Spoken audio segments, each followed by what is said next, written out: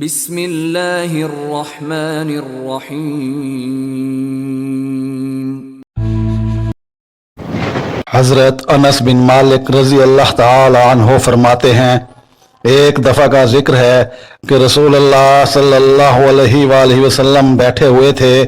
ہم نے آپ صلی اللہ علیہ وآلہ وسلم کو دیکھا، آپ صلی اللہ علیہ وآلہ وسلم ہنس رہے تھے، حتیٰ کہ آپ صلی اللہ علیہ وآلہ وسلم کے دانت مبارک ظاہر ہوئے۔ حضرت عمر رضی اللہ تعالی عنہ نے عرض کی، یا رسول اللہ صلی اللہ علیہ وآلہ وسلم، میرے ماں باپ آپ صلی اللہ علیہ وآلہ وسلم پر قربان ہو جائیں۔ آپ صلی اللہ علیہ وآلہ وسلم کے ہنسنے کی وجہ کیا ہے؟ آپ صلی اللہ علیہ وآلہ وسلم نے فرمایا، میری امت کے دو آدمی ہیں جو کہ اپنے رب کے سامنے پاؤں کی انگلیوں کے بل کھڑے ہوں گے۔ ان میں سے ایک کہے گا، اے میرے رب، میرے بھائی سے میرے ظلم کا بدلہ لے۔ اللہ تبارک و تعالی اس طالب سے فرمائے گا، تو اپنے بھائی کے ساتھ اب کیا کرنا چاہتا ہے، جبکہ اس کی تو اب کوئی نیکی باقی نہیں بچی ہے۔ وہ کہے گا، اے میرے رب، میرے گناہ اس کے اوپر ڈال دیے جائیں۔ یہ فرما کر حضور صلی اللہ علیہ وآلہ وسلم رو پڑے اور آپ صلی اللہ علیہ وآلہ وسلم کی آنکھوں سے آنسو بہہ نکلے۔ پھر فرمایا، وہ دن بہت عظیم ہے، اس دن لوگ اس بات کے محتاج ہوں گے کہ ان کے بوجھ ان سے ہلکے کیے جائیں۔ اللہ تعالی طالب سے فرمائے گا، اپنی نگاہ اٹھاؤ اور جنت میں دیکھو۔ وہ آدمی اپنا سر اٹھائے گا اور دیکھ کر بولے گا، یا اللہ، میں سونے کے شہر اور سونے کے بنے ہوئے محلات دیکھ رہا ہوں۔ وہ محلات کس نبی کے ہیں، یا یہ کس صدیق کے ہیں، یا یہ کسی شہید کے ہیں؟ اللہ تعالیٰ فرمائے گا، یہ اس کے لیے ہے جس نے ثمن خرچ کیا۔ وہ کہے گا، یا اللہ، اس کا کون مالک ہے؟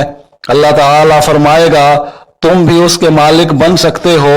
وہ پوچھے گا، یا اللہ، وہ کیسے؟ اللہ تعالیٰ فرمائے گا، اپنے بھائی کو معاف کر کے۔ وہ کہے گا، یا اللہ، میں نے اس کو معاف کر دیا۔ اللہ تعالیٰ فرمائے گا، اپنے بھائی کے ہاتھ کو پکڑ کر اس کو جنت میں لے جاؤ۔ اس موقع پر رسول اللہ صلی اللہ علیہ وآلہ وسلم نے فرمایا، اللہ تعالیٰ سے ڈرتے رہو اور اپنے درمیان صلح رکھو، کیونکہ اللہ تعالیٰ مسلمانوں کے درمیان صلح چاہتا ہے۔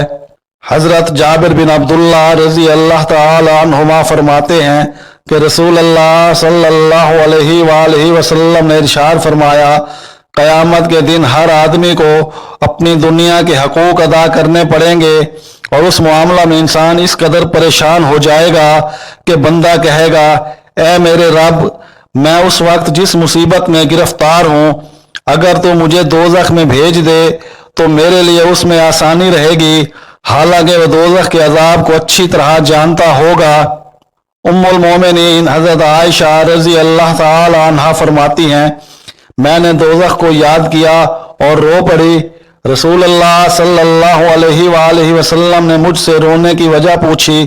میں نے کہا، مجھے دوزخ یاد آئی تو میں رو پڑی۔ کیا آپ صلی اللہ علیہ وآلہ وسلم اپنی اہلیہ کو قیامت کے دن یاد رکھیں گے؟ رسول اللہ صلی اللہ علیہ وآلہ وسلم نے ارشاد فرمایا، 3 مقام ایسے ہوں گے جہاں کوئی بھی کسی کو یاد نہیں رہے گا جب تک کہ وہ یہ نہیں جان لے گا کہ میزان پر اس کا نیکیوں کا پلڑا بھاری ہے یا ہلکا۔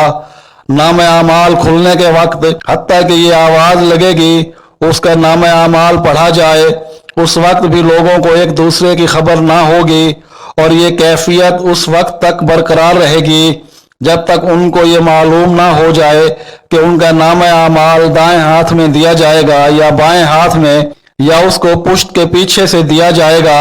پلس رات کے موقع پر جب بندہ دوزخ کی پشت پر قدم رکھے گا، اس کے کناروں پر لوہے کے کنڈے اور خاردار پودے ہوں گے، ان کے ذریعے اللہ تعالیٰ جس کو چاہے گا روک لے گا۔ اس وقت بھی سب لوگ ایک دوسرے کو بھول چکے ہوں گے، اور ان کی یہ کیفیت اس وقت تک رہے گی جب تک وہ یہ نہیں جان لیں گے کہ ان کو اس سے نجات ملے گی یا نہیں۔ حضرت عبداللہ بن عمر رضی اللہ تعالی عنہما فرماتے ہیں کہ رسول اللہ صلی اللہ علیہ وآلہ وسلم نے ارشاد فرمایا، جو کوئی قیامت کا منظر نامہ اپنے نگاہوں کے سامنے دیکھنا چاہتا ہو وہ سورۃ اذا الشمس کورت اور سورۃ اذا السماء انفطرت اور سورۃ اذا